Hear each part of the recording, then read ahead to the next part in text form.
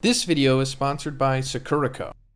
So coming in for the previous chapter, we saw Sukuna kill Gojo. After Maharaga was able to further adapt to Limitless by altering his cursed energy and his cutting ability, Sukuna was able to copy that for his own cutting ability, essentially cutting reality and Gojo. But immediately afterwards, Kashimo started to go after Sukuna. And we knew that Kashimo was going to do this because he said he was going to attack Sukuna if Gojo lost. And this is important because this is Kashimo's entire purpose in the series. Like, his whole motivation in life essentially is to just fight Sukuna.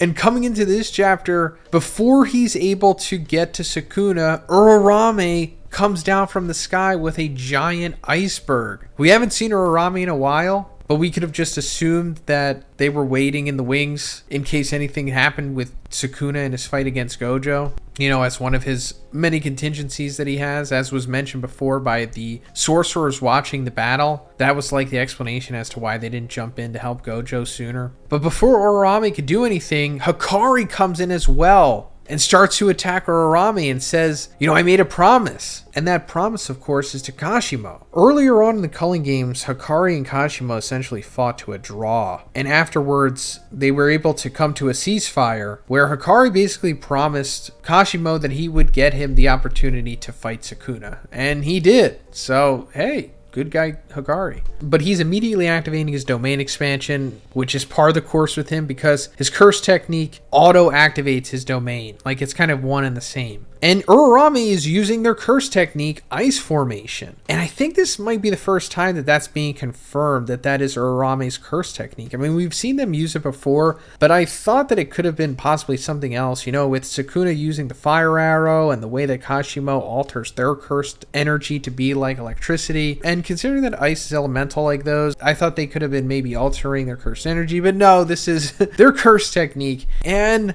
I wonder if they're going to use their domain expansion here against Hikari to, you know, like counter it, which I assume Urarame definitely has, since they can use reverse curse technique and they're like the right hand to Sukuna. I'm sure he wouldn't roll with anybody that can't use domain expansion, or maybe they're purposely not using it. I don't know. I mean, this is clearly just the beginning of their fight, but I also hope that this isn't like Hikari's final fight of the series, you know, but it is what it is. There aren't enough opponents to go around for everyone, so hopefully something happens to where Kenjaku makes more opponents so that everyone has like a satisfying final battle. But now that Hikari's domain sphere has surrounded them, Urarame's iceberg starts to fall, and from the bottom of it comes a cursed tool by the name of Kumatoke. And the narration says that it was made from 10,000 binding vows. So this is fascinating for multiple reasons. So if you follow the spoilers, you'll know that it said that Yorozu was responsible for making this cursed tool, or at least I'm pretty sure it did.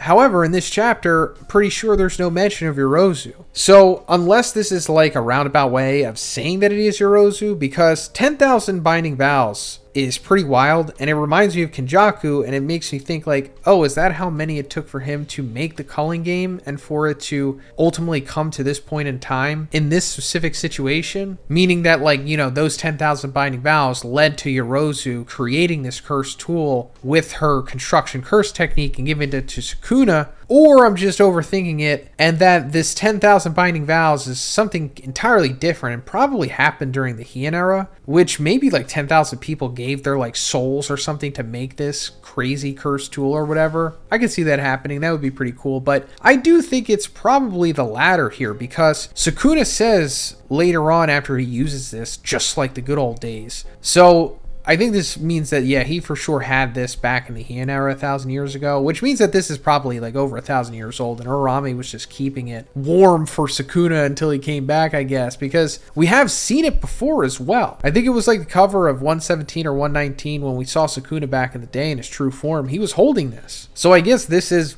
that. Meaning that whatever Yorozu did with construction, whether it be a cursed tool or something else, maybe it's tangible, maybe it's intangible, whatever she did, it's still out there and still has to be revealed. So that's kind of cool. But as for this Kumatoke, it resembles the Vajra. And we've been talking about the Vajra on this channel because it relates to Kashimo. Because at the end of the previous chapter, the narration called Kashimo the god of thunder. And I think it's pretty evident that a lot of Jujutsu Kaisen is based off of Hinduism and other Asian religions. And in Hinduism, there is a god by the name of Indra, and he's considered the god of lightning as well as the god of many other things. And at some point, he receives a weapon called the Vajra, which is like a powerful lightning god weapon thing. And it looks like what Sukuna is holding here. And I thought maybe that would have been associated with Kashimo, given the narration. But no, it's associated with Sukuna. And Kashimo's curse technique has nothing to do with the Vajra. I thought maybe it would have been like a massive lightning bolt that destroys a city or something, but no. And speaking of that, Sukuna uses the Kumatoke here, and it produces what I assume to be a lightning bolt. It looks like it, right? I think it is, because, you know, we see the lightning coming from the blade, and also the narration that we get with how Kashimo is going to survive this. But before we get into that, let me just also say that, you know, that confirms for sure that this is the Vajra, other than it almost looking identical to it. But also the narration saying that its effect was strange. That in itself is strange, because a lightning bolt from a weapon is not strange. It's pretty standard, you know? So it makes me wonder if this has multiple abilities. I wonder if this is kind of like the Wabbajack from Skyrim, if you ever played that game. Like, the Wabbajack comes from one of the elder gods in that game. And it's one of the most unique weapons because it produces like a random effect every time. And I don't necessarily think that the effects from this are random, because judging how Sukuna is, I don't think he would have a weapon that gives him a random result. He would need something that he can control. So I assume that if this does have multiple abilities, he can control them. And I'm also just curious what makes it strange, and what the 10,000 binding vows were that produced it. So cool, but also kind of annoying that it's so ambiguous. But that's not the end of the ambiguity in this chapter. Because going further, as we said, Kashimo survives the lightning strike from the Kumatoke because his own curse technique makes him invulnerable to electric shocks. And that's fascinating because we didn't know this before. When Kashimo fought Hikari, we knew that he was able to like alter his cursed energy to be like electricity. And we also knew that he wasn't using his actual curse technique because he can only use it once. And we're going to find out in this chapter why that is. But before that, Kashimo asked Sukuna, like, did you become the strongest or were you born the strongest? And I think this is supposed to parallel to Geto and Gojo. When Geto asked Gojo, like, hey, are you the strongest because you're Gojo, or are you Gojo because you're the strongest? And I also think it's supposed to go into Sukuna's backstory, because Sukuna responds with, I don't know, I was an unwanted child. And speaking of backstory, that's like the most that we're getting into Sukuna's backstory so far. But first, let's talk about the sponsor of this video, Sakurako. Sakurako is a monthly authentic Japanese snack subscription box. Sakurako is also supporting local Japanese snack makers, because each box comes with 20 traditional, authentic, and artisan Japanese snacks, including Japanese tea and a special Japanese tableware. It also comes with this awesome booklet that gives you information on all of the snacks in the box, as well as information about Japan and its culture. This month's box is Kyoto's Crimson Leaves. This month, Sakurako partners with the Kyoto Prefectural Government for a limited edition box design inspired by the beauty of Kyoto's autumn season. Indulge in artisanal delicacies like Kyo no Ame, Yuzu Dorayaki, and Sakurako Banana White Chocolate. All pairs excellently with Hochija tea from Kyoto. And this month's tableware item is a brocade flower dish, which is hand-painted by artisans at Bloom in Gifu Prefecture. So first I tried the tea that we get with Sakurako every month because it pairs with everything in the box. It's the Hochija Iaiman cha. This had such a great floral flavor to it. Again, that really unique Japanese flavor. Next I tried the Sakurako Original White Chocolate Fruit Banana. It looks like a freeze-dried banana, but it tastes and has the texture of chocolate with banana flavor, of course. This was so good. For something salty, I tried the Sansho Arare. This was also so good. It had a great soy sauce flavor, this domestic Japanese pepper. Next, I tried the Uji Koicha Boucher, and this tastes just as good as it looks. If you like matcha, you're going to love this because it has a great matcha flavor and the cream in the center. So if you'd like to get your very own artisan Japanese snack box from Sakurako every month, check out the link in the description and make sure you use my code Zhoniin. That way you'll get $5 off your purchase. Thanks, guys. But I think that Sukuna for sure was not born the strongest, the way that Gojo was. Like, he was definitely born the strongest with the 6 eyes and the limitless. But Sukuna, on the other hand, I think he had to really work hard to become the strongest, and it possibly involved killing his own brother, if he did have a brother. And that explains why he has like 4 arms and 4 eyes and the messed up face and 2 curse techniques. Like, it's possible that he underwent some kind of ritual or something similar to the bath ritual that he does to suppress Megumi's soul, where we see all the insects and everything fight in like this battle royale and produce all these juices and everything. It's possible that this happened with actual people at some point and Sukuna was involved in that. And maybe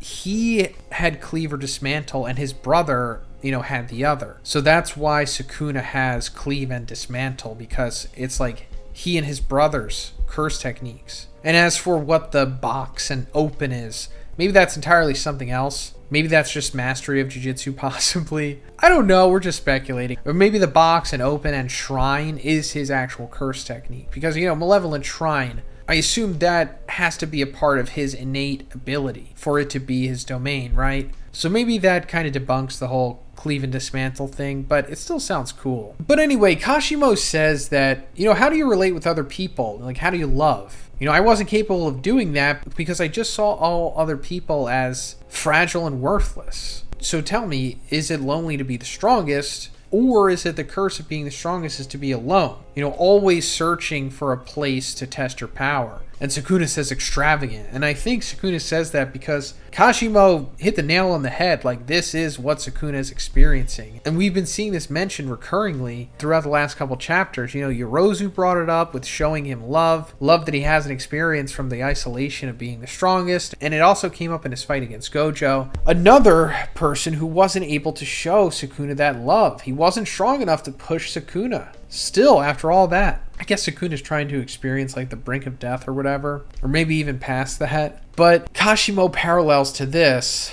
because he was the same thing 400 years ago, like in his neck of the woods of Japan. No one was able to push him, and he lived an entire life unfulfilled, not even being able to use his curse technique. So once he found out about Sukuna from Kenjaku, he was willing to just give up everything and go to the culling game, becoming a cursed object, being reincarnated and all that, just for a chance to fight Sukuna that he's getting here now. And he's finding out that he is relating to him as well. He's not just his ultimate test, but it's much more than that now. And Kashimo immediately uses his curse technique, finally, and it's called Genju Koasaku. And it's pretty wild. So it says that it lets Kashimo turn into any phenomena by using his cursed energy.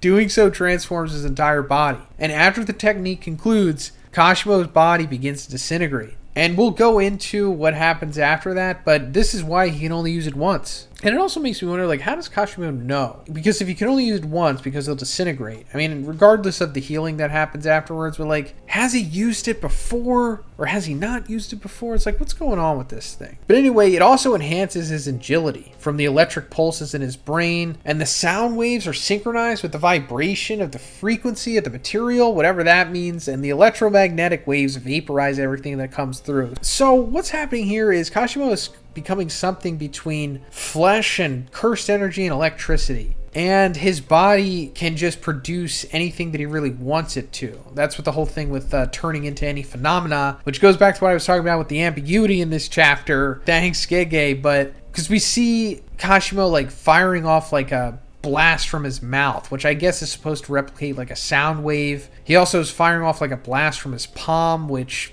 could be whatever. Shockwave or a ki blast or pure force itself. It doesn't matter because Kashimo can fire this from his own body. So the way that I like to look at this is he's kind of like a Super Saiyan and Majin Buu at the same time. Instead of except being like pink matter, he's electrical cursed energy merged with flesh or something like that. And as for the contingency with this, it says that the body can recover without using reverse curse technique, but it can only be done once. So does that mean that he's done this before and that he has used reverse curse technique to heal himself? Because I don't think we've seen Kashimo use reverse curse technique before. I'm not saying that he can't use it, but I wouldn't be surprised if he can't. So maybe somebody else performs it on him, which is kind of rare, I guess. I mean, even aside from that, he can just heal without it somehow. Maybe it's like a built-in healing ability with the curse technique itself, but once he's healed his body that way, he can't use it again.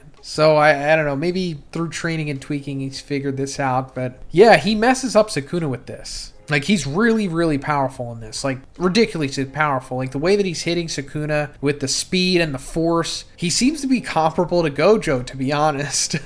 I mean, obviously doing way better than Ryu, doing better than Maki, doing better than Yuji. So Kashimo in his Genju Kohasaku form is really high up there in power. I mean, so powerful, in fact, that, coming to the end of the chapter here, it says this time it was intentionally stopped, referring to his healing. And the transformation of the reincarnation has been restarted. And we see Prime Sukuna in his true form. The four arms, the messed up face, he's here. And it's like, how did this happen? Why was he waiting for this to happen? And it takes me back to the Yorozu fight again, because Yorozu said something along the lines to Sukuna that, like, hey, I'm sure you can change your face back anytime you wanted. And I thought that meant literally just the face, like he could just change his aesthetic, from Megumi's body back to his face. I didn't know if that meant he could, like, change back to the four-arm form, because that's a little wild, especially without all 20 fingers. I mean, it is possible for sure because he's altering his soul. We saw that when Mahito altered his own soul, he can alter his form. Even go as far as like having like a complete full-blown transformation. So I guess Sukuna is doing something similar here. But again, he still doesn't have all 20 fingers. And that's why,